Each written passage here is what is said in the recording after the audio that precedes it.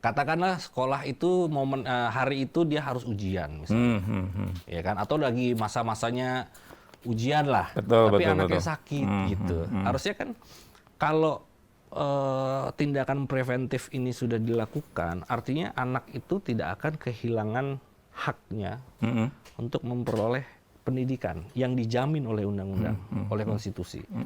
Jadi otomatis ini yang harus kita benahi dulu nih. Makanya saya akan menghimpun nih, ini terkait pendidikan tadi, sama yang akhirnya gongnya adalah kesejahteraan kan. Oke, ke situ. Ya kan? Nah pada saat mereka sejahtera, banyak yang saya tawarkan, tapi kan saya nggak bisa bahasa Jepang, tapi kan saya nggak punya keahlian. Nah disinilah tugas seorang caleg atau wakil rakyat nanti berpikir gimana caranya ini anak bisa kerja di luar negeri.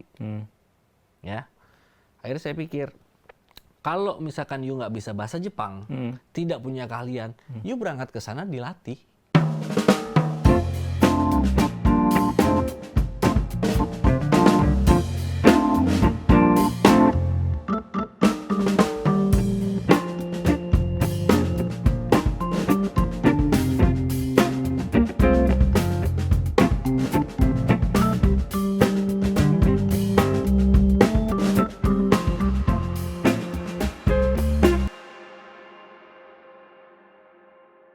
Halo Tribuners, jumpa lagi dalam program Tribun Talk bersama saya Widi Henaldi. Tribuners, pemilu 2024 semakin dekat. Para caleg, capres mulai bergerilya untuk mendapatkan dukungan dari para warga. Berbagai program dan janji disiapkan untuk menarik minat para pemilih. Begitu juga yang dilakukan oleh Reno Mahardika, caleg DPRD Kota Bogor dari Partai Golkar. Untuk membahasnya sudah hadir Kang Reno Mahardika di Assalamualaikum, selamat Waalaikumsalam sore. Di studio Tribun News Bogor. Apa kabar, Kang?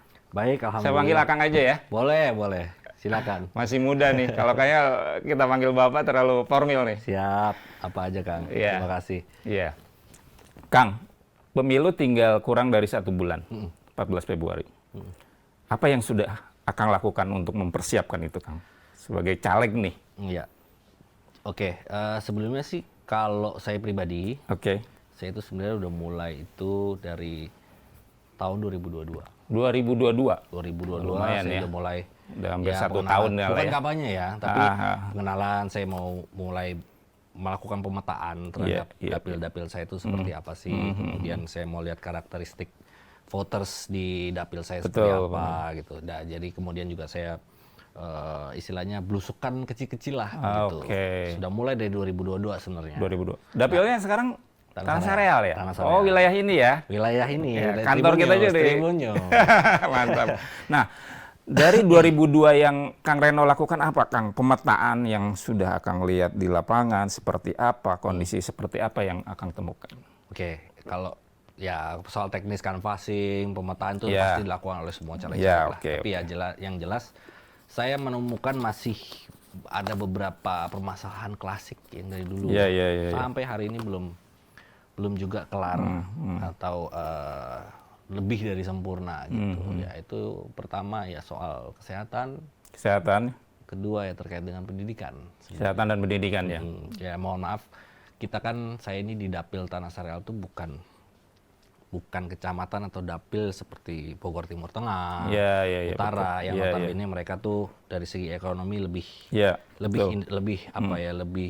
kuat gitu. Nah, karena saya melihat masyarakat di daerah dapil saya itu kadang tuh masih ada jauh turun di bawah dibandingin masyarakat di Kota Bogor lain gitu. Jadi saya melihat pemetaan, lihat data survei dari tahun-tahun lalu sebelumnya ya terkait dengan isu stunting, gizi buruk, kemudian kasus putus sekolah, dan itu masalah dari tahun ke tahun masih seperti itu ya. Jadi saya berkutat di itu aja, Kang Widi. Dua hal itu ya.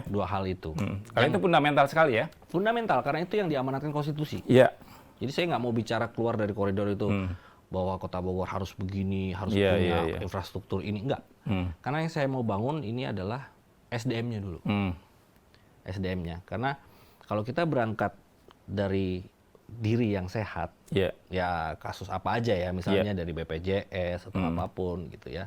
Kemudian kalau kita ini sehat, otomatis kita bisa menuntut ilmu ya. Menuntut ilmu contohnya untuk anak-anak kita atau adik-adik kita sekolah itu, kalau mereka sekolah nggak demam atau nggak flu, otomatis kan mereka bisa konsentrasi ya.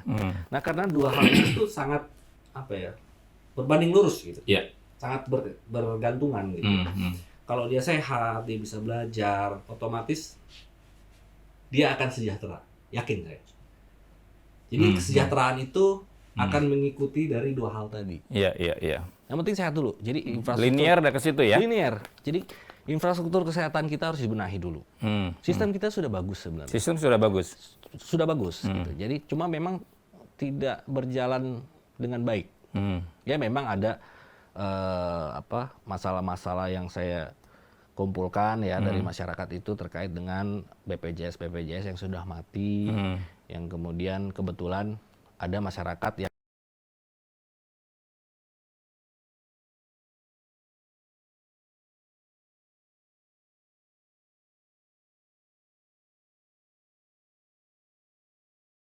itu waktu dulunya apa, saya harus gimana gitu. Nah ini malah fungsinya harusnya pemerintah Kota Bogor, khususnya caleg-caleg ini mengedukasi lah, mengedukasi bahwa ingat loh ketika menghadapi masalah itu pemerintah pusat punya solusinya sudah.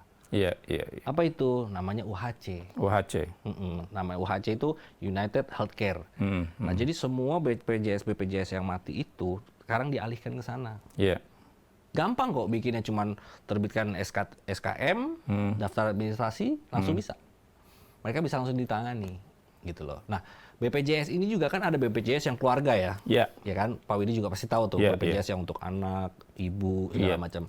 Nah, kalau BPJS itu mati, anaknya tidak punya tanggungan gitu ya, ngutang lah istilahnya, punya kewajiban berapa bulan atau tunggakan lah. Nah, anaknya sakit, otomatis nggak bisa kepake, ya kan? Pada saat nggak bisa kepake, anaknya sakit tidak sekolah.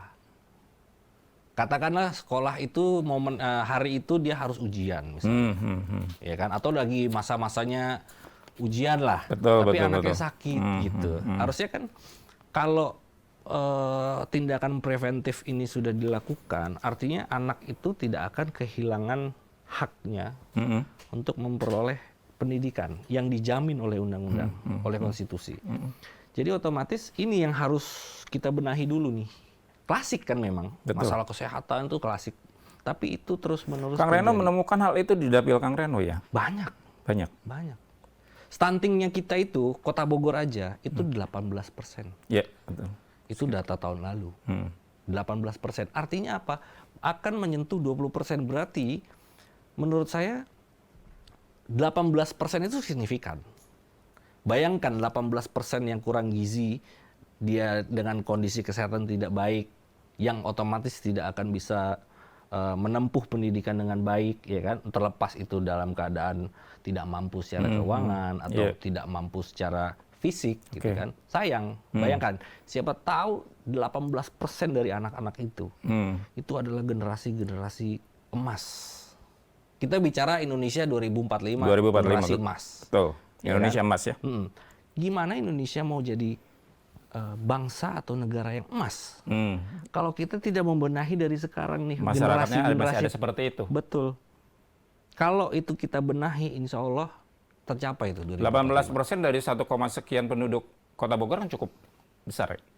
Besar, signifikan. Itu angka yang menurut saya itu PR kita bersama, pemerintah Kota Bogor untuk membenahi itu. Untuk menekan itu, target kita kalau bisa 0%. Minimal kita tekan terus. Nah inilah sebenarnya kita ini para caleg harusnya kita angkat isu itu. Kang Reno sampai melakukan database dan survei ke lapangan itu berarti memang nggak main-main ya masalah data. Saya nggak main-main. Saya punya konsultan. Saya punya konsultan politik, sampai saya juga punya konsultan hukum di sini. Jadi mereka kerja gitu. Saya pengen tahu nih valid nggak gitu loh. Ketika saya dapat data, informasi, saya turun, saya lihat, saya wawancara. Ada anak sekolah yang begitu lulus dia nggak bisa lanjut kuliah karena ijazah yang ditahan. Itu. Nah, tapi alhamdulillah pemerintah Kota Bogor, DPRD itu tahun ini sudah melegalisasikan penebusan ijazah. Penebusan ijazah. Ya, itu terakhir kemarin tuh saya dapat data 2.500 lah sekitar. Iya, sekitar 2.500 siswa lah untuk memperoleh ijazahnya kembali gitu. Nah, cuma kan kita lagi-lagi bekerja kalau sudah ada masalah. Iya. Selalu bekerja kalau sudah ada masalah. Seperti kayak pemadam kebakaran. Betul. Iya, kalau armadanya cukup. Kalau armadanya nggak cukup, ya. Iya kan? Jadi ya itulah fungsinya kita.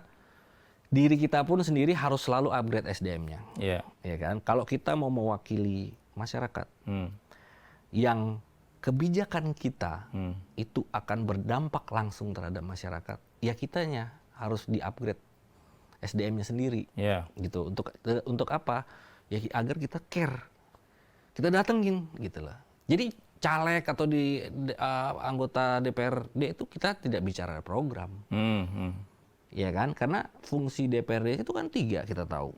Fungsi legislatif, fungsi anggaran, dan fungsi pengawasan. Nah, ketiga ini kan nggak ada terkait dengan program. Iya, betul. Program itu ya kaitannya ya terkait dengan eksekutif. Pejabat daerah seperti yang punya wali program. kota, bupati, gubernur itu punya program.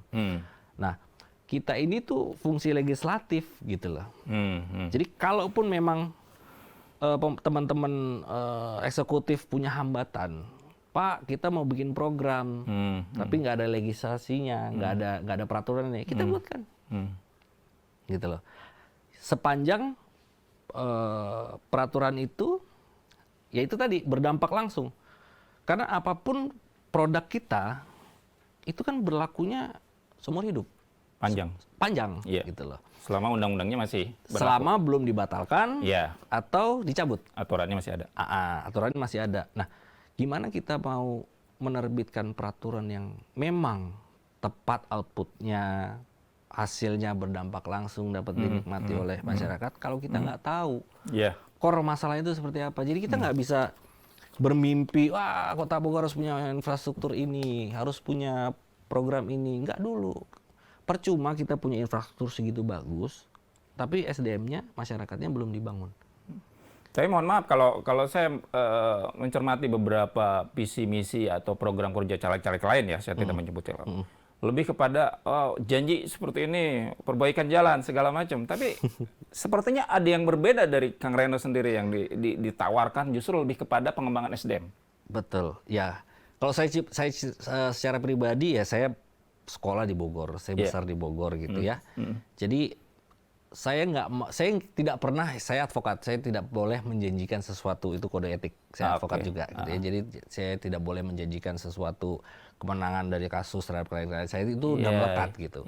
Jadi kalau kita bicara janji ya tidak terrealisasi, kalau saya pribadi sih malu.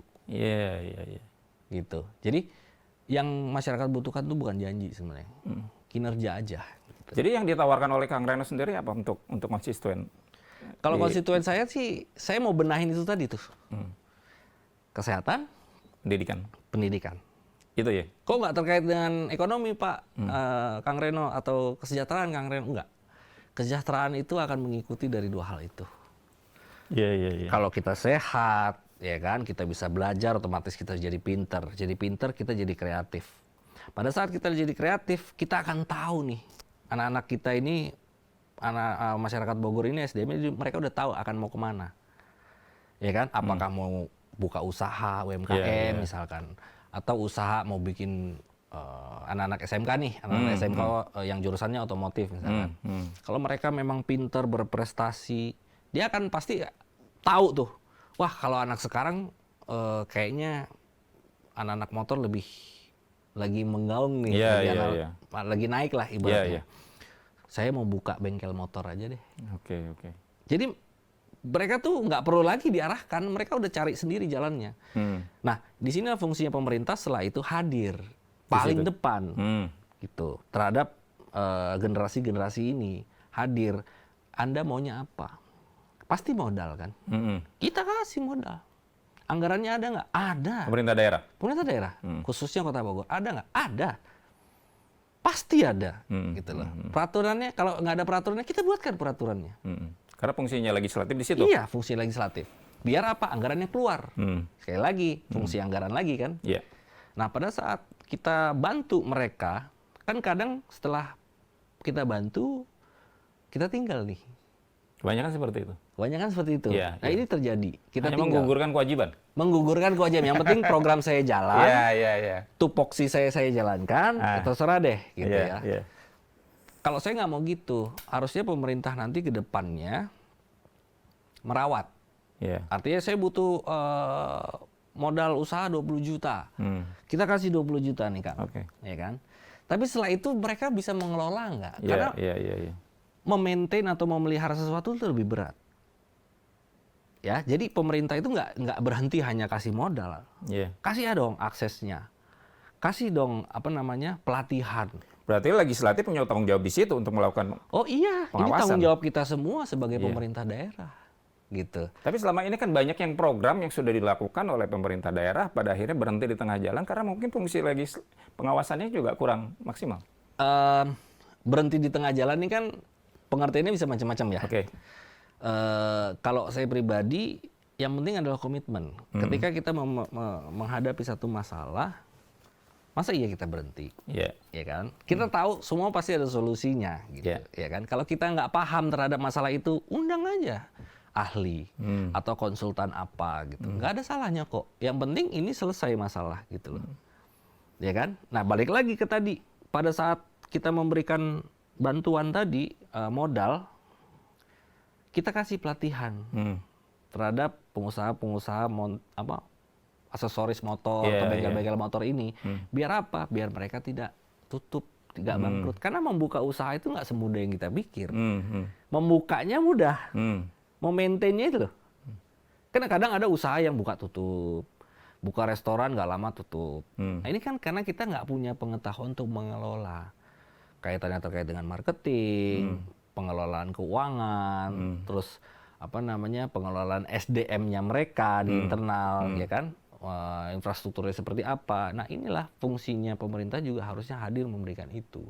Jadi, uang yang sudah dikeluarkan oleh pemerintah daerah itu betul-betul efektif dan berlaku atau terasa impact-nya seumur hidup dia gitu. Iya. Dan ada nggak impact-nya terhadap pemerintah Kota Bogor atau Kota Bogor khususnya? Ada retribusi dari usaha mereka. Dari mereka itu ya. Iya dari dong. mereka apa yang mereka hasilkan itu. Iya, dan itu menjadi pendapatan daerah kan? Iya. Seperti itu. Balik lagi nanti ke mereka. Tapi yang terjadi ya mudah-mudahan nanti kalau Mas Reno berkantor di seberang kantor kita Amin, insya Allah. bahwa itu bisa diwujudkan gitu loh. Karena gini, bisa diwujudkan.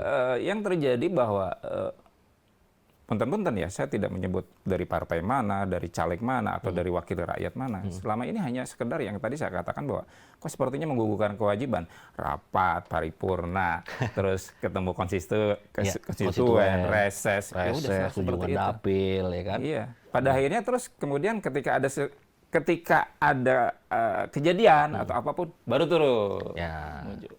Nah, kebetulan gini, saya bicara di Partai Golkar aja ya, Partai Golkar. Golkar ya, oke. Kebetulan di era kepemimpinan Pak Erlangga ini, khususnya untuk kontestasi pileg, pilpres dan pilkada ini, DPP Golkar itu betul-betul punya kebijakan sebenarnya, kebijakan untuk membangun satu sistem di mana caleg-caleg ini tuh betul-betul caleg-caleg yang bermutu, berkualitas.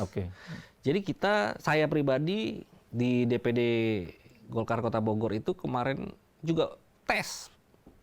Kayak semacam fit and proper test lah ya?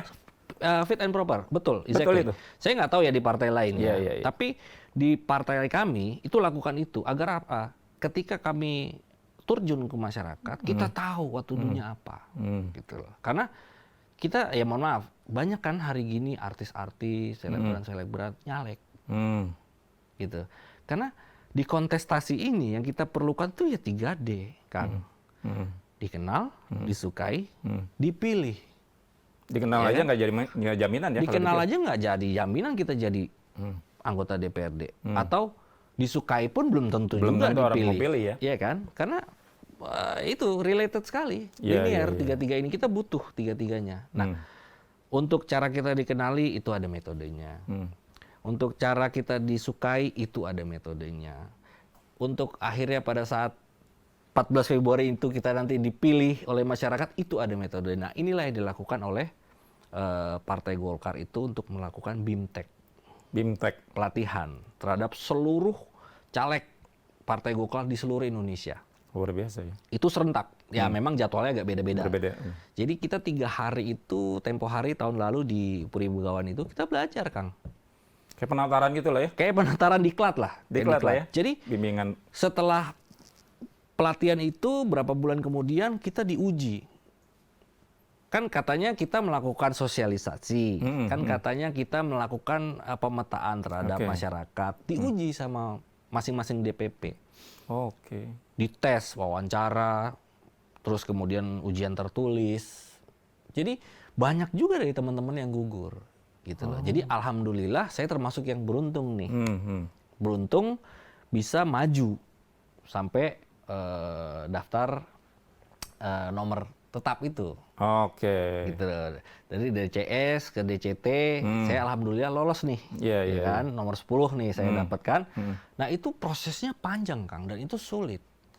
Dan saya nggak tahu di partai lain ya melakukan hal seperti ini atau enggak. Tapi jadi yang jelas, di Golkar nggak semudah you ditunjuk nomor sekian, ngajuin dapat nomor urut selesai gitu. Nggak seperti itu ya? Ya mungkin kita sistemnya terbuka ya. Kita sistem terbuka. Kita tuh nggak butuh Partai Golkar Anda terkenal, Anda punya uang banyak, nggak butuh. Tapi yang dibutuhkan oleh Partai Golkar itu adalah kualitas dari kader-kadernya itu yang memang betul-betul mumpuni, mampu untuk meraup aspirasi masyarakat dan mengimplementasikan itu, baik di tingkat pilkada, pileg, gitu loh. Jadi prosesnya panjang nih, Kang. Jadi kita nggak main-main gitu loh. Jadi begitu kita turun, ya alhamdulillah kepemimpinan Kang Rusli, ketua DPD kita yang alhamdulillah juga wakil ketua DPRD Kota Bogor, itu betul-betul concern terhadap caleg-caleg DPRD Kota Bogor itu. Golkar seperti itu, termasuk saya. Saya kan di Dapil 10 nih calegnya. Nah 10-10-nya itu sudah melewati itu. Gitu loh, di Tanah Sareal. 10-10-nya sudah melewati itu. Jadi persaingan kita ini bukan persaingan lagi lo lebih punya duit, lo lebih dikenal, enggak. Kita adu SDM diri kita. Gitu. Adu gagasan. Terkait gagasan itu akan diterima di masyarakat atau enggak, itu urusan nanti. Tapi yang jelas bekal kita itu memang, ini memang caleg mantep nih. Nah, bekalnya Kang Reno apa? Isinya, gitu. Bekalnya Kang Reno apa? Waduh, kalau bekalnya saya selain gagasan dan segala macam. Artinya kan gini, bicara soal keterkenalan itu salah satu dari 3 hal itu ya. Terkenal, terus dipilih segala macam. Disukai dan dipilih. Nah, artinya bahwa penetrasi yang dilakukan Kang Reno ke wilayah Tanah Sareal ini apa yang? Kalau saya nggak pernah bikin acara atau kunjungan yang sifatnya seremonial. Saya dari hal yang kecil-kecil aja. Misalkan di daerah saya ada warganya yang melakukan hitanan. Kita kan punya koordinator ya, tim ses di setiap daerah-daerah. Nah, masing-masing koordinator itu lapor. Biasanya mereka tuh datang. Kan, datang ke kita punya koordinator. Pak, anak saya sunatan misalnya. Diundang kita. Diundang hadir, tapi saya tidak pakai baju Golkar. Saya tidak membawa diri sebagai saya caleg loh. Saya datang aja seolah-olah saya tetangganya di kampungnya. Ya saya kasih misalkan bantuan minimal dus minuman atau saya tambahan kue. Mereka tuh yang penting adalah mereka perhatian. Kita ini perhatian, bukan soal uang loh. Ya. Jadi mereka tuh yang penting perhatian. Pak Reno, anak saya sunatan aja hadir. Itu hal kecil ya? Hal kecil. Tapi bagi mereka tuh berarti.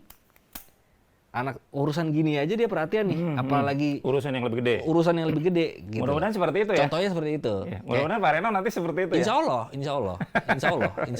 Mudah-mudahan dengan izin Allah. Kalau saya diizinkan oleh masyarakat juga untuk untuk jadi anggota dewan ya, saya harus komitmen dengan apa yang saya mulai dari awal. Gitu, saya harus komitmen. Ya, Kang, menarik juga, Kang melontarkan program development community. Boleh gak sih kita tahu apa sih? Konstituen juga perlu tahu dong. Gini, kalau development community, kita bicara yang konkret dulu deh. Oke. Ya, masyarakat Kota Bogor itu kan kira-kira 60% itu milenial. Yes. Nah, kebetulan calegnya ini milenial nih. Usia berapa, Kang? Ya kan? Ya hampir 40 lah, 38 lah udah saya bilang. Nah, artinya kan saya di tengah-tengah posisi. Iya. Saya bisa ke anak muda, betul, saya bisa ke orang tua juga. Orang tua. Nah, di tahun 2019 belum 60%, tapi 2024 nanti mereka udah punya hak pilih. Iya, betul. Gitu loh. Iya, nah, betul. Hak pilih inilah yang harus mereka manfaatkan. Mereka harus lihat nih para caleg-calegnya atau wakil-wakilnya yang akan memberikan atau menggantungkan hidupnya terhadap caleg-caleg ini. Mereka harus lihat. Jadi yang mau saya bangun di sini adalah komunitas-komunitas anak mudanya. Gitu Tanah Sareal bisa masuk dengan program development community? Bisa. Saya rasa itu metode yang bisa diterima di mana aja. Tapi ya saya bilang tadi, saya nggak muluk-muluk, Kang Widi. Saya lakukan hal yang kecil yang memang berdampak langsung dan terjadi sehari-hari. Ya minimal pada saat ya let's say komunitas motor Vespa di Tanah Sareal yang kebetulan relate, saya juga hobi motor. Hobi motor ya. Saya hobi motor besar, jadi ya kita tahu nih. Ya kan, misalkan lu daripada balap-balap liar, mendingan jangan balap liar deh. Misalkan kalau saya jadi calegnya nih, saya dengerin aja maunya mereka apa. Oh, ternyata yang mereka butuhkan itu adalah media untuk merepresentasikan hobinya mereka. Ruang buat berkumpul, ruang buat menyalurkan hobi, gitu kan. Nah, ini yang sebenarnya momentum bagi semua caleg untuk meraup suara ini sebenarnya mereka-mereka ini yang punya hak pilih di 2024. Jangan-jangan Gen Z memang Gen Z yang sekarang itu butuh ruang dan butuh ngobrol. Betul, butuh ruang. Kan ada ya anak-anak muda yang mungkin nggak bisa diskusi atau nggak bisa jujur sama orang tuanya, tapi jujur sama yang lain bisa. Kan ada ya. Mungkin mereka, wah orang tua gue, let's say nggak asik nih diajak diskusi. Nah, mereka tuh butuh sosok yang kayak gitu sekarang. Jadi mereka sekaligus kita memperbaiki nama baik yang kemarin-kemarin anak motor sedang tidak baik-baik aja, ya kan, pernah dengar kan? Dunia permotoran sedang tidak baik-baik aja. Nah ini momentum isu itu masuk. Jangan-jangan ketika berada dalam situasi yang seremoni mereka malah nggak mau ngomong. Iya. Ya kan? Justru kalau ngomong kayak di warung kopi atau di tempat-tempat yang enak lah seperti itu mereka. Yang saya lakukan adalah saya sanmori bareng. Tapi saya masuk ke komunitas mereka bukan sebagai caleg. Bukan membawa kuningnya nih. Karena rata-rata mereka pada saat menyalurkan hobi dibarengi dengan politik mereka nggak mau. Nggak mau. Dan saya pun begitu dulu. Ya komunitas, hobi-hobi. Jadi jangan ngomongin politik. Tapi pada saat kita kumpul, kita kan diskusi nih. Bro, ntar malam kita ngumpul yuk di ini. Jadi Kang Reno datang ke mereka sebagai sama-sama penghobi. Sama-sama penghobi. Kalau toh mereka suka dengan Kang Reno dan memilih, itu bonus. Iya, itu bonus. Itu target. Jadi target. Saya mau memanfaatkan momentum dan isu itu. Jadi ketika kita masuk, gini, kalau kita mau B2B, kalau kita mau bicara B2B, kita, biasanya orang tua yang nggak suka motor, tapi kita mau masuk ke komunitas motor, kita harus jadi anak motor dulu. Betul. Bukan berarti kita harus beli motor atau apa, enggak, tapi diri kita ini harus ibaratnya gengsinya diturunin dulu, karena kita mau ketemu anak muda lo nih, ya kan, mau ketemu let's say bocil-bocil lah ini gitu kan. Turunin dulu. Jadi kalau ketemu pun nggak pakai acara sambutan lah ya? Nggak ada. Jadi masuk aja. Tapi kan model-model yang udah, model-model yang lama-lama kan begitu. Makanya saya lakukan tidak pernah ada acara seremonial. Nggak pernah yang disambut dengan, begini, nggak pernah. Jadi saya mengalir aja gitu. Tapi tim saya tetap bergerak untuk grassroots di lapangan ya. Gitu. Ya senyap-senyapnya adalah senyapnya itu. Tapi kan kita juga melakukan pengawasan terus gitu. Simultan terus. Oh ini terjadi ini. Oh ini butuhnya. Tapi ini. Impact-nya ada ya? Impact-nya ada. Impact-nya ada. Mudah-mudahan di Februari 14 impact-nya langsung. Contoh. Mereka ini sebenarnya butuh sirkuit baru. Sirkuit baru nih di Kota Bogor. Kan belum ada sirkuit di Kota Bogor. Nggak ada, cuma bolehnya di Sentul. Sentul. Itu pun akses mereka untuk ke sana nggak mudah. Iya, betul. Harus beli tiket, ya minimal nggak dibolehin lah, harus pakai izin segala macam. Nah ini tugas kita nih. Ada pemikiran dari Kang Reno untuk? Ada. Saya akan bikinkan mereka gimana caranya. Saya diskusi dengan kepala daerah setempat. Bos, bikinin saya program, kita siapkan anggarannya, kita bikin peraturannya. Yuk, kita kinerja. Karena kita mitra kan. Iya. Biar gimana caranya ini anak jangan sampai balap liar, dalam tanda kutip, mohon maaf, mati konyol. Iya. Ya kan? Lebih baik kita sediakan nih sarana mereka untuk menyalurkan berekspresi. Yang suka balap, ya silakan balap. Tapi di tempat yang benar, bukan di jalan raya. Gitu loh. Yang suka freestyle silakan freestyle, tapi jangan di jalan raya gitu loh. Jadi saya selalu bilang, bos, jadi anak motor nggak perlu ngebut, nggak perlu wili-wili biar dianggap ganteng. Ente disiplin, ente tertib, itu aja keren. Itu baru anak motor. Jadi kalau komunitas kalian mau besar, komunitas kalian mau baik, tertib. Nah, kita buatkan lah tuh, muncul di otak saya dari omongan-omongan mereka, masuk kan? Oh berarti mereka butuhnya ini, oh berarti maunya mereka tuh ini, gitu loh. Jadi wacana saya tuh ke depan sebenarnya banyak, gitu loh. Cuma kan saya harus beresin dulu nih masalah makronya ini, yang dua tadi saya bilang, pendidikan dan kesehatan itu dulu, gitu. Kalau itu kan sebenarnya bonus lah, tapi setidaknya saya tahu.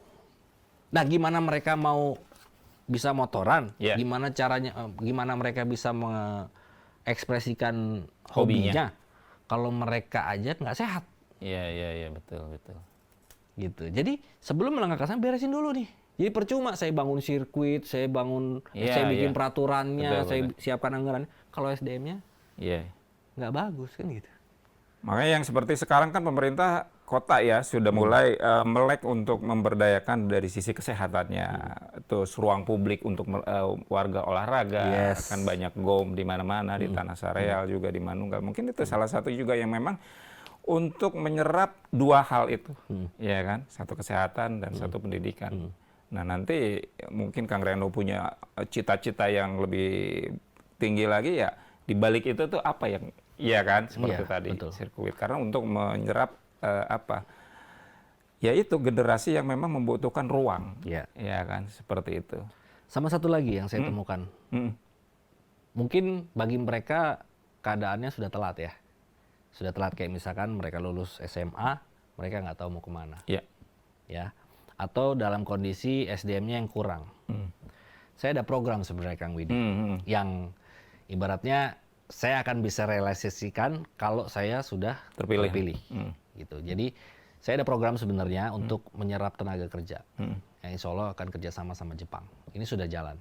Programnya apa? Adalah pokoknya. Ini kita kerjasama dengan pemerintah Jepang.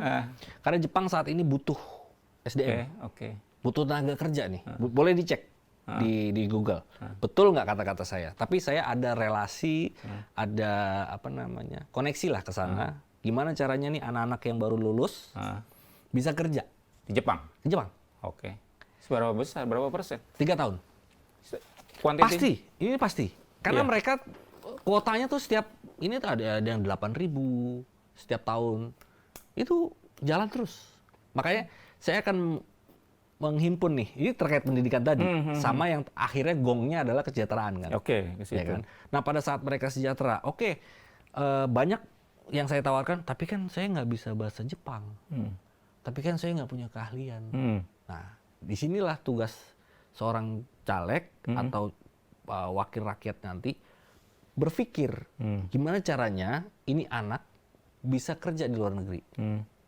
Ya, akhirnya saya pikir Kalau misalkan you nggak bisa bahasa Jepang, tidak punya keahlian, you berangkat ke sana dilatih di sana selama 8 bulan, termasuk bahasa dan tergantung dengan minatnya dia dan kebutuhan kuotanya di sana ya. Let's say dia butuh pekerja yang bergerak di agribisnis, agro misalkan. Nanti dia dilatih untuk gimana caranya dia bisa bekerja di perusahaan agro. Bahasa Jepang, dilatih bahasa Jepang. Meskipun dia bukan bukan sarjana ya? Bukan. Tapi bisa. Artinya lulusan SMK, lulusan SMA, iya, bisa seperti itu ya? Nggak ada kriteria minimal nilainya harus sekian, nggak. Dan Akang sudah melakukan penjajakan seperti itu? Sudah, dan saya sudah melakukan ya istilahnya MOU dengan pihak-pihak terkait sana. Kalau saya terpilih, tolong kasih saya kuota. Siap, Pak Reno. Ngomong-ngomong, Kang Reno pengusaha bukan? Ya, apa aja lah yang bisa dijadiin duit kalau Tapi background-nya memang advokat ya? Advokat, kalau saya memang profesinya advokat sehari-hari. Advokat ya? Gitu, pengacara. Tapi menarik ya, kalau memang itu mungkin community development yang akhirnya relate dengan pendidikan ya? Seperti itu ya? Yang memang Kang Reno lontarkan seperti itu. Oke. Jadi kalau kita bicara, kan pemerintah memberikan beasiswa terhadap siswa berprestasi. Menurut saya itu agak sulit realisasinya ya. Akhirnya apa yang berprestasi orang-orang yang punya duit aja. Iya, betul. Gimana caranya dia mau berprestasi kalau beli buku aja dia nggak mampu. Iya. Ya kan? Gimana caranya dia bisa berprestasi? Dia beli gadget sebagai media belajar hari gini gitu, nggak mampu. Nggak mampu. Nah inilah fungsinya pemerintah kasih. Agar apa? Agar mereka bisa bersaing dengan yang mampu. Ini baru persaingan sehat saya bilang. Tidak menutup tidak bisa dipungkiri. Gitu ya. Anak saya pun punya teman-teman yang ekonominya di bawah mereka, sulit untuk bersaing dengan anak saya. Betul. Gitu loh. mungkin anak-anak itu pintar, tapi kesempatannya tidak ada pada akhirnya. Itu ya. Exactly. Kesempatan untuk apa? Untuk bisa bersaing. Nah, untuk bersaing komponennya apa aja untuk bisa bersaing? Ya itu, kasihlah fasilitas. Minimal, kita ada anggaran kok. Ya, kita seleksi aja, kita data. Mana orang yang betul-betul dalam angka dari yang tengah ke bawah yang betul-betul membutuhkan buku.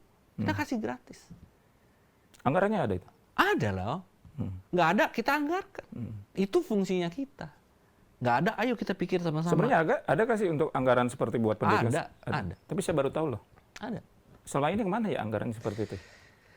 Kalau itu, kalau itu tanya deh yang kemarin-kemarin saya nggak tahu. Ada lah. Ini kan itu yang saya bilang tadi. Kita kalau udah ketemu masalah, kita tuh lebih cenderung berhenti di masalah itu. Iya. Gitu loh. Karena menarik ya kalau memang sekarang kan pemilih. Ambil minum, Kang. Ya, pemilih yang nawarin Kang Reno ya, bukan saya ya. Sorry.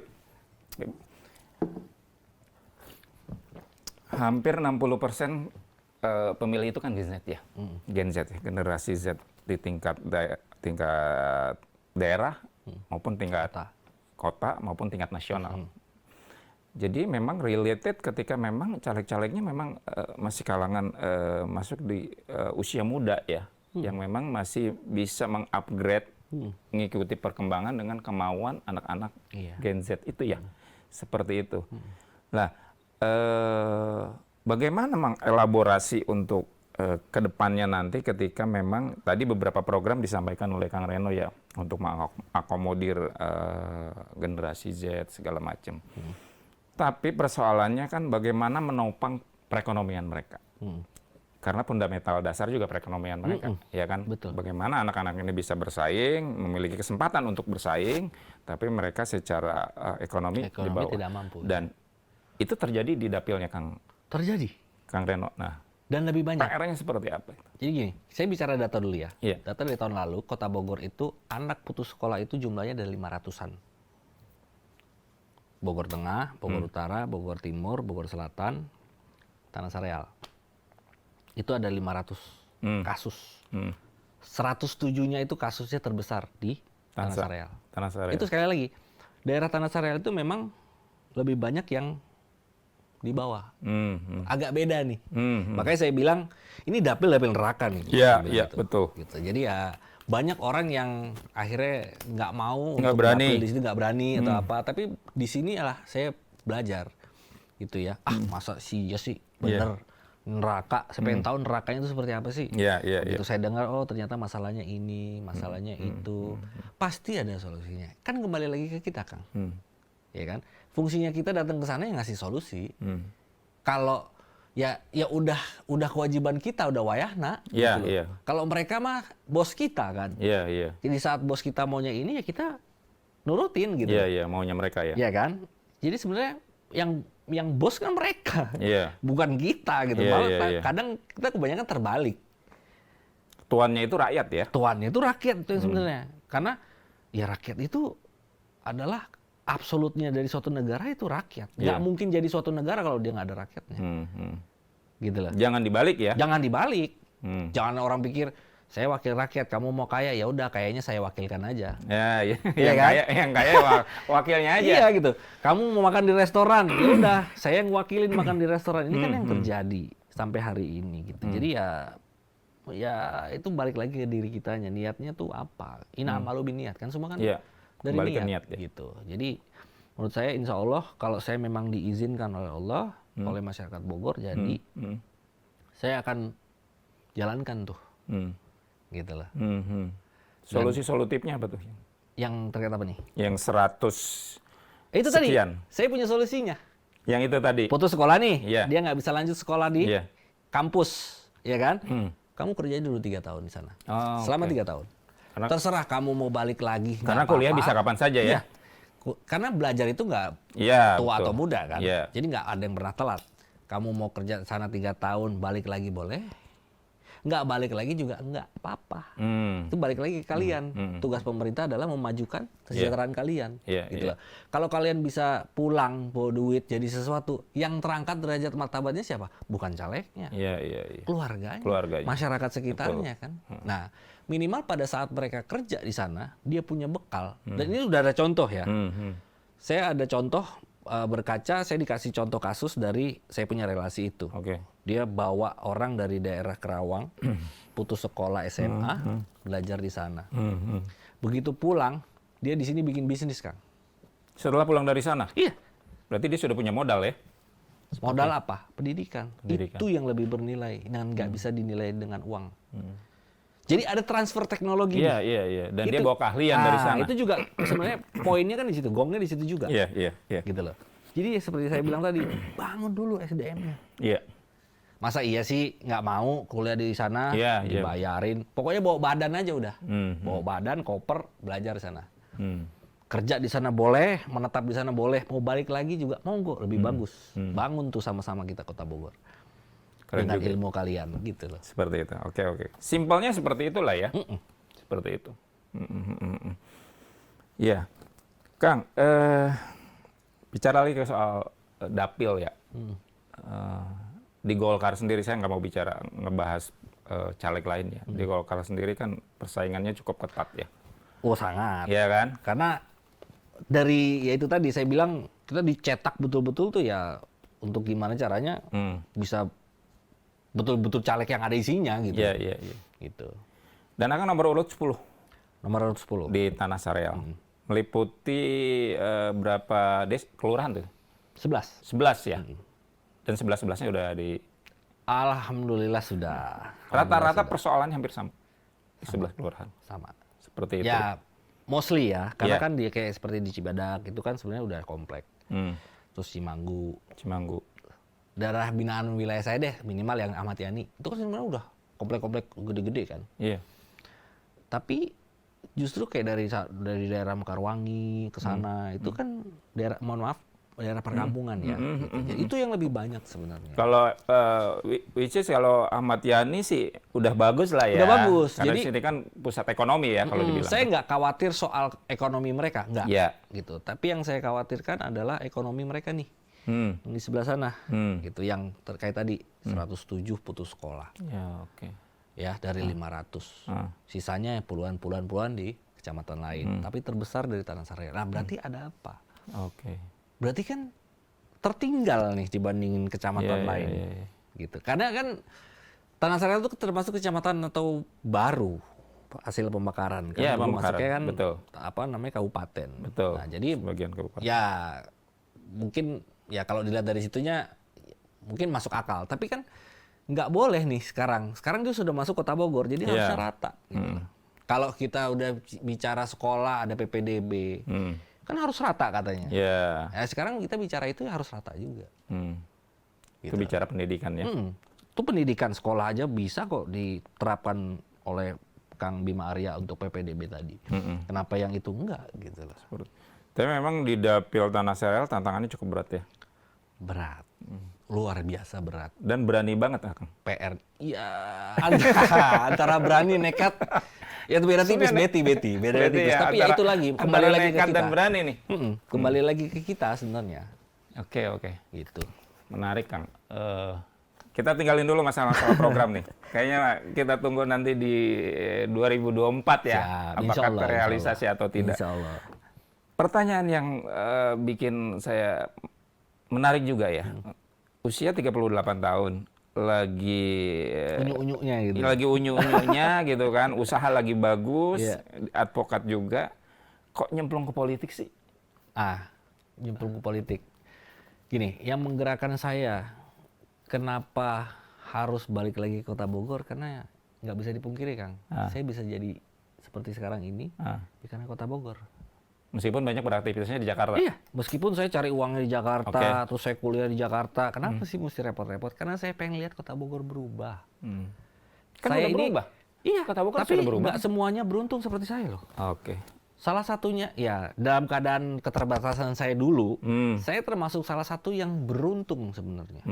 Beruntung loh ya. Beruntungnya gimana? Ya beruntungnya mungkin saya mau bergaul, saya mau sekolah, gimana pun caranya saya Atau mungkin emang Akang dari dulunya sudah keluarga yang memang mampu mungkin sehingga enggak juga, saya dari keluarga cukup kok. Gitu. Dan keluarga saya pun dari orang tua saya tidak pernah yang memanjakan anak ya. Kalau you mau sesuatu ya you usaha. Gitu. Itu yang ditanamkan oleh ayah dan ibu saya. Gitu. Jadi saya setelah SMA itu betul-betul mandiri. Gimana tuh? Jadi kuliah sambil ya bantu-bantu teman jualan baju. Di kampus. Seperti itu? Iya, seperti itu. Terus sambil juga saya sibuk di organisasi di BEM, DPM mahasiswa gitu ya. Terus saya juga Akang dulu kuliah di mana? Saya di S1-nya Esa Unggul, S2-nya Esa Unggul di Jakarta Barat. S2 di Untar. Oh iya, Tarumanegara ya. Lanjut S2-nya juga lama tuh Kang, kerja dulu karena belum punya duit. Jadi ketika ngambil S1-nya juga itu pakai modal sendiri ya? Enggak, sambil bekerja lah ya. Saat itu saya alhamdulillah dapat program kayak program emas lah, kalau di Esa Unggul dulu namanya program emas. Kita kan bayar, disebutnya kampus emas. Ya, kampus emas. Saat itu kita cuma bayar berapa dan itu saya beruntung. Oh, gitu. Cuma bayar berapa saya masuk kuliah di situ. Nah, jadi di situ saya sambil belajar gimana caranya saya survive di Jakarta dari Bogor gitu kan. Biasanya apa aja saya duitin gitu loh. Dulu ngambilnya apa? Hukum ya? Hukum juga. Hukum ya? S2-nya juga hukum? S2-nya hukum. Ya bisanya itu aja Kang. Artinya sudah tercukupi lah. Sebenarnya hidupnya tuh sudah tercukupi ya? Insya Allah. Tapi itu tadi yang jadi pertanyaan saya. Tidak semua orang yang sudah nyaman dengan kondisi kayak bicara soal sekarang capres sekarang lah Pak Prabowo itu sudah tidak ada yang dia pikirkan lagi. Karena secara hidupnya udah cukup semua sudah gitu mapan. kan. Udah mapan. Nah, mungkin itu juga yang terjadi sama Kang Reno.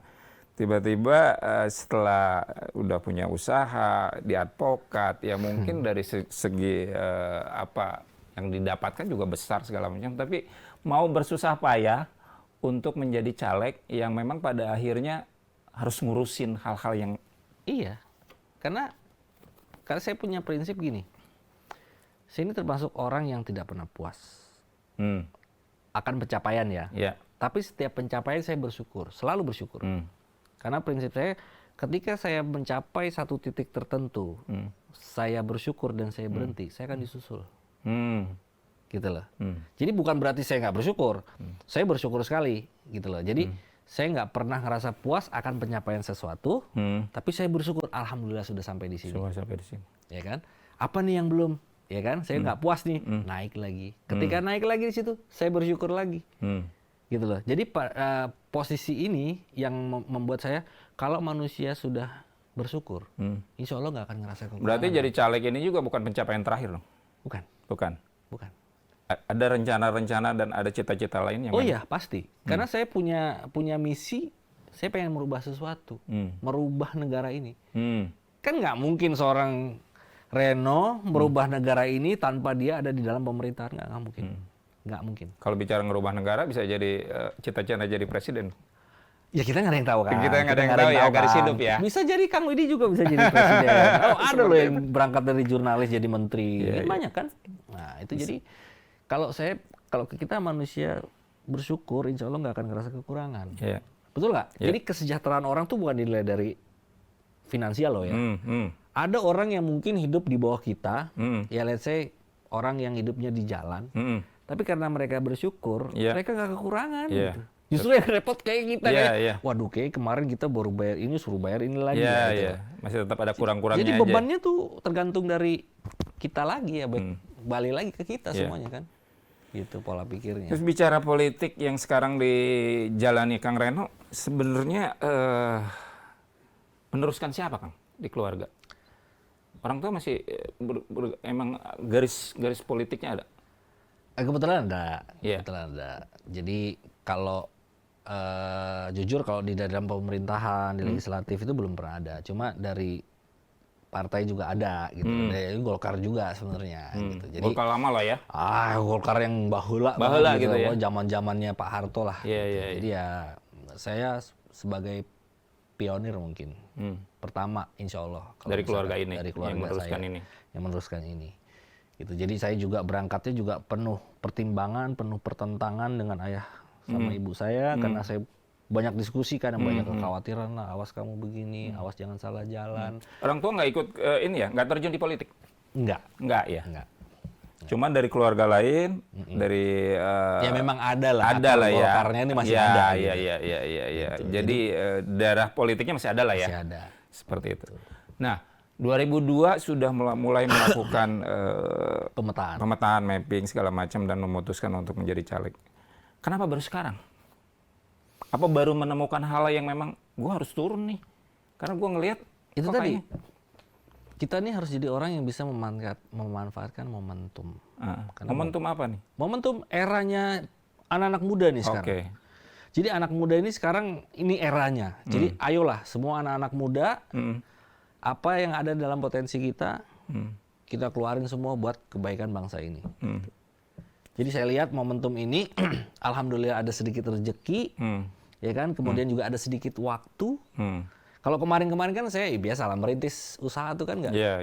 Jadi ketika usaha itu bisa kita tinggalin, udah autopilot misalnya. Kita bisa melakukan kerja yang lain, ya contohnya seperti ini gitu. Nah momentumnya lagi selain itu, ya memang eranya anak muda ini semua. Gitu loh. Jadi mohon maaf, kaderisasi dalam satu organisasi itu penting. Kaderisasi dalam kehidupan berbangsa itu penting. Jadi kalau kita udah nyaman di satu posisi, kemudian kita nggak mau diganti, kita nggak mau geser, gimana mau besar bangsa ini? Untuk mencapai di organisasi sendiri apa? Yang pasti sudah ada planning ke depan dong. Di organisasi? Iya.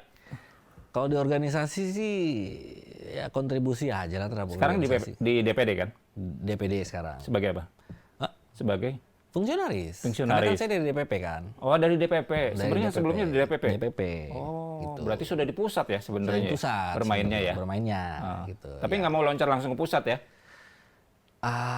Banyak yang lebih hebat dari saya kan. Banyak yang lebih hebat dari saya. Jadi yang lebih senior maksudnya. Lebih senior, lebih hebat dari saya. Jadi ya lebih Jadi gue tahu diri dulu lah ya. Tahu diri dulu.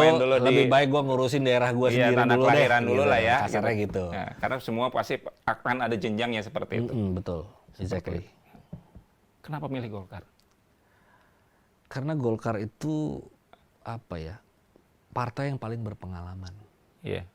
Kedua, mereka punya grassroots yang luar biasa. Yang ketiga, semua di pelosok daerah orang taunya Golkar, PDI, P3. Jadi ya menurut saya sejarah masa lalu lah ya. Iya, sejarah masa lalu. Makanya ini tugas juga kita sebagai caleg. untuk mengembalikan marwah Golkar lagi untuk besar di Kota Bogor gitu. Yang kemarin sebelumnya kan sempat turun ya, gitu. Karena kita juga punya beban harus 20% di Kota Bogor gitu. Kota Bogor. Mungkin Kang Widi juga pernah tahu di interview sebelumnya dengan Ketua DPD kita, dengan Kang Rusli, 20% target. Luar biasa. Belum lagi kita harus pemenangan Pak Prabowo Subianto dan Raka Buming Raka Gibran. Nah, jadi ini tugas berat juga, di samping kita harus kampanye Pilpres, kita juga harus kampanye. 20% ini worth it? Worth it. Bisa ya? Insya Allah. Insya Allah bisa. Kalau target boleh setinggi-tingginya lah ya. Boleh setinggi-tingginya. Nanti nyangkutnya berapa kan artinya. Nyangkutnya berapa ya kita ikhtiar aja. Ikhtiar. Tentunya pasti kan DPP akan minta bahwa harus lebih dari yang sekarang kan. Pasti. Iya kan. Karena target kita tahun ini 2 kursi. Tanah Serial berapa kursi? 2 kursi target. Pak siapa aja? Sebelum hari ini 5 kursi. Per hari ini masih 5 kursi. Berarti yang kosong kursi mana? Target kita di DPRD itu 10 kursi sebenarnya. Kota Bogor ini berapa dapil? 5. Oh, berarti semua sebenarnya terisi ya? 2 kursi masing-masing dapil. Masing-masing 2 kursi targetnya. Insya Allah kalau misalkan suara partai bagus, kita bisa 3 kursi. 3 kursi ya? Gitu. Amin ya, mudah-mudahan Insya Allah, ya. syaratnya 20% tadi. 20%, iya. Gitu. Jadi siapapun pemenangnya, kalau partainya menang, ya artinya kita punya bargain position di fraksi nanti. Ya, betul. Jadi kita mau voting, mau apa segala macam. Butuh berapa kursi sih, Kang, untuk bisa itu? Butuh berapa suara, Kang, untuk 1 kursi? BPP-nya, Kang? Yang saya bicara di tempat saya aja ya. Okay. Ya sekitar 6.000 lah. 6.000 ya? 6.000. Bisa lah ya. Tapi target saya 2 kali lipatnya. Oh iya, biar aman ya? Aman, karena kan pileg itu kan ya dari survei segala macam, konsultan politik saya juga bilang itu kan margin errornya 50%. Iya, margin errornya 50%. Gitu. Beda sama pilkada, sama pilpres, karena kan calonnya kan cuma sedikit. Iya. Ini calonnya banyak. Bisa jadi margin errornya apalagi di daerah saya itu voternya masih swing. Iya. Masih bisa ke sini, masih bisa ke sana gitu. Gitu. Makanya saya sudah lakukan pemetaan itu, karakter masyarakatnya seperti apa. Nah, bicara itu juga butuh modal. Modal saya sih modal sehat. Luar biasa. Modal saya ikutan deh jadi gitu. caleg kalau modal sehat doang. Karena gini loh, duit banyak pun belum tentu menang. Yeah. Ada yang kayak kita cuma nyiram garam dalam lautan tuh duit. Ada yang cuma modal, lihat saya 50 juta, 100 juta jadi dia. Ada yang seperti itu? Ada. Dan itu kalau nggak salah di periode tahun berapa ya? Tahun lalu kalau nggak salah, 2 periode tahun lalu, apa tahun lalu gitu. Modalnya cuma 50 juta, saya nggak perlu sebutin namanya. Modalnya 50 juta, Kang. Berarti karena udah garis tangannya menang ya menang. Satu, di Yaumul Mahfuz sudah ada nama kita. Iya, udah tertulis terlepas ya. itu ya, kita kan berusaha gitu. Iya. Jadi ukuran kita modal apa sih nggak jadi ukuran. Yang penting modal sehat, modal ilmu, ya kan, modal komunikasi, sama ngayomin aja. Bagaimana Akang menghadapi, ya kita tidak bisa nutup mata lah ya. Biasanya mungkin ada pihak-pihak lain yang memang memanfaatkan modal yang besar untuk meraup suara. Ya, ini yang harus kita antisipasi sama-sama, dan saya yakin sesama caleg. Amin satu. Ya, sesama caleg ini kan musuhnya cuman satu. Uncal. Iya. Apa tuh uncal? Usaha nipu caleg. Jadi ada beberapa jadi yang sana diambil sana. Iya, jadi yang kakinya banyak nih, kakinya 2 lah, kakinya 3, betul. jadi dari sana terima. Nah, inilah pintar-pintar kita bisa melihat orang seperti apa gitu. Kan banyak juga yang datang ke saya, Pak Reno, saya punya 1.000 suara. Iya. Saya punya 5.000 suara. Ngetesnya gampang kok, Kang. Gampang. Oke, you punya 1.000 suara. Mana data you? By data, ya kan? By name, by address, by nomor telepon. Sepanjang dia nggak bisa provide itu, jangan ladenin. Karena apa? Kita nggak mau. Betul. Gitu loh. Udah saya nggak ada yang modalin, terus nguap gitu kan. Nah, kita harus hati-hati. Dan ini problem yang sama-sama dihadapi oleh nggak saya sendiri, sama caleg yang lain juga. Banyak juga yang nyemplung, Kang. Iya. Gitu, saya juga sedih juga gitu kan. Banyak ya itu tadi. Alhamdulillah caleg-caleg dari Partai Golkar itu memang sudah dibekali, Kang. Gitu ya. Sudah di-warning, hati-hati nih, banyak nih orang-orang yang memanfaatkan Anda. Iya, yang mengklaim lah ya. Mengklaim lah ibaratnya gitu. Ya insya Allah, alhamdulillah, nggak ada tuh dari Partai Golkar yang kena uncal-uncal gitu. Ya sampai hari ini ya, nggak tahu nanti pada saat pencoblosan seperti apa. Tapi kita sudah aware dengan itu. Mereka gelagatnya seperti apa, datang jualannya seperti apa, kita sudah terbekali gitu. Dan kita punya mengantisipasi itu, gitu kan. 14 Februari tinggal menghitung hari. Apa persiapan yang sudah dilakukan selain yang sudah dilakukan sebelum? Otomatis kita akan terus makin gencar lagi untuk turun ke masyarakat. Door to door ya. Door to door, kemudian ya itu lagi kita sehat, ya banyak minum vitamin lah gitu kan. Ya minimal kita sehat dulu, gimana kita mau turun kan. Sehat, terus kita pupuk lumbung-lumbung suara yang sudah kita bina dari 2002 itu gitu. Itu sih Kang. Tapi tadi kalau ngomong orang tua sempat ragu juga, sempat bahkan menentang ya. Iya, sempat menentang juga. Sempat menentang. Karena kan ya banyak yang dalam tanda kutip, wah kamu nanti harus setor ke partai. Saya bilang itu dulu. Golkar tidak seperti itu. Sekarang. Golkar nggak seperti itu. Tidak ada uang sepeser pun yang dipungut dari Golkar. Nggak ada. Saya jamin itu. Nggak tahu di partai lain. Tapi kalau dari Golkar nggak ada. Semua kita yang modalin. Partai Golkar hanya hadir menyiapkan para caleg-calegnya, memfasilitasi, yang otomatis akan memberikan benefit juga terhadap partai. Untuk partai. Gitu. Dari sisi suara buat partainya ya. Dan bargain position di legislatif. Kalau Golkar seperti itu, kenapa Kang Reno nggak milih nomornya nomor 5 besar atau 3 besar kan? Nomor urut. Nah, soal kan 10 nih. Nah, soal nomor sebenarnya juga ada strateginya kan. Ada strateginya. Ada strateginya. Kan kadang cenderung kalau kita bicara dulu atau sistem tertutup itu kan nomor 1 udah pasti nomor jadi lah ya. gitu ya. Nah, sebenarnya kalau di sekarang itu nomor 1 biasanya memang disediakan bagi caleg-caleg petahana. Atau memang pengurus lah gitu. Tapi ya sebenarnya itu nggak jamin juga, nggak harus juga. Nyatanya juga di dapil saya petahana nomor 2. Ya kan? Newcomer nomor 1. Gitu. Nah, itu kan strategi aja sebenarnya. Kenapa saya minta nomor 10? Karena yang paling dicari, yang mudah dicari. Antara atas dan bawah. Atas atau bawah, udah selesai. Ibu-ibu, nanti saya sosialisasinya begitu. Jadi simulasi pencoblosan ini, ibu-ibu cari. Nomor urut nggak akan berubah kan? Nggak akan berubah. Jadi aman lah ya. DCT aman. Aman lah ngomong kayak gini loh ya. Nggak akan berubah lagi. Nggak akan berubah karena lagi. Udah DCT ya? Udah DCT, udah. Dari KPU sudah keluar, udah resmi itu. Tapi benar sih, saya juga ada sering diskusi-diskusi. Gue daripada nomor tengah katanya ya kan, lebih baik gue pilih bawah gitu kan. Iya. Ya itu pasti orang yang gampang untuk sosialisasinya. Sosialisasi, simulasinya gampang. Ya ini kan yang kita antisipasi kayak orang-orang tua. Iya betul. Nenek kakek kan repot gitu. 10 ya kan harus ngitung ya. Kalau misalkan ada 10 caleg, dia cari yang tengah agak susah. Mending gue coblos yang paling bawah yang gampang. Suara kan gede tuh Kang. Iya. Calegnya banyak, partainya 18. Iya kan? Iya. Gampang aja. Buka lembar pencoblosan paling kanan atas nomor 4, cari nomor 10 paling bawah, selesai. Jadi buka lembaran, Partai Golkar paling kanan nomor 4. Paling kanan nomor 4. Saya nomor 10. Nah, nomor 10 Tribuners. Nomor 10. Paling bawah. Harus. Insya Allah. Paling bawah, insya Allah. Iya. Oke Kang, terakhir mungkin apa yang mau bisa disampaikan untuk Kota Bogor lebih baik, untuk warga Tanah Sereal sendiri Kang? Kalau saya sih pesan-pesan terakhirnya untuk sesama caleg aja lah. Sama caleg, yuk kita sama-sama bangun demokrasi yang baik. Kita ciptakan pemilu yang damai.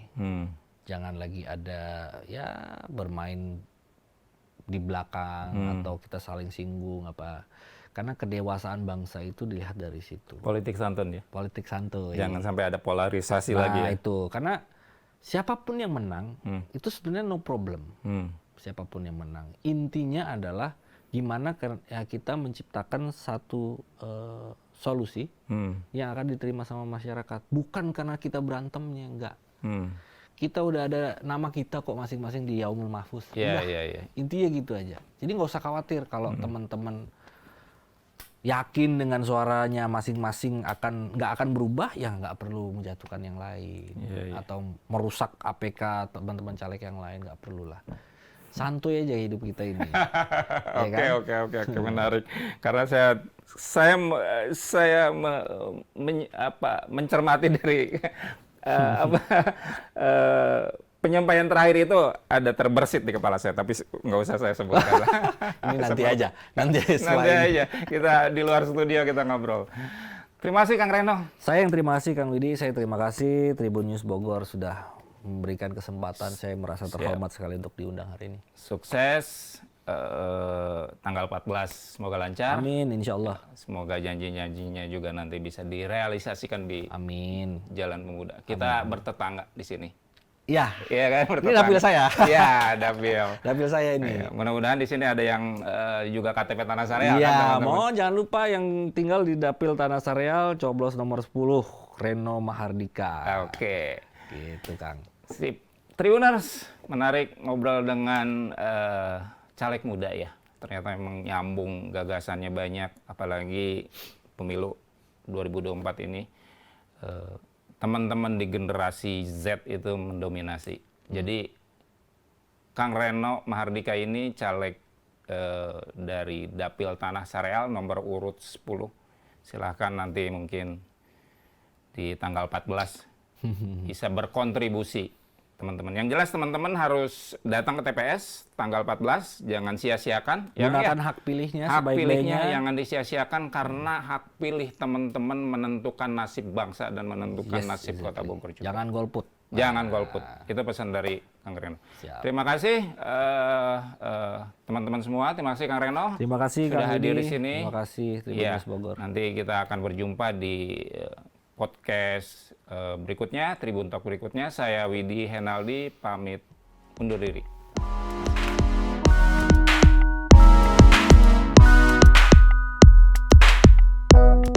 Download Tribun X sekarang, menghadirkan lokal menjadi Indonesia.